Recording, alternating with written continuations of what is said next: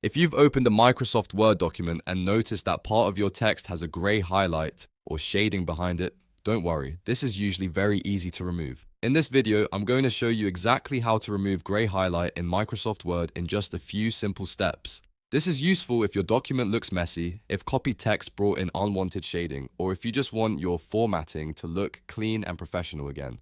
And before we get into it, if this tutorial helps you, make sure to hit the like button and subscribe for more quick Microsoft Word tips just like this one. Alright, let's jump in. First, open your Word document and select the text that has the grey highlight or background shading. You can do this by clicking and dragging your mouse across the text, or by using keyboard shortcuts if you want to select a larger section more quickly. Once the text is selected, look up at the top of Word and go to the Home tab. The Home tab is where most of your basic formatting tools are located, including font options, paragraph settings, and shading controls. Now, in the Home tab, find the Shading tool. This is usually shown as a paint bucket or a small shading icon. If you don't see it right away, look in the paragraph formatting area near the center of the ribbon. Next, click the small arrow next to the shading tool to open the menu. A drop-down list will appear with different shading colors and options. To remove the gray background completely, choose no color. This tells Word to clear the shading from the selected text and return it to a normal, plain background. As soon as you click no color, the gray highlight should disappear from the text you selected. If the shading is not gone yet, make sure the correct text is still selected and repeat the same step.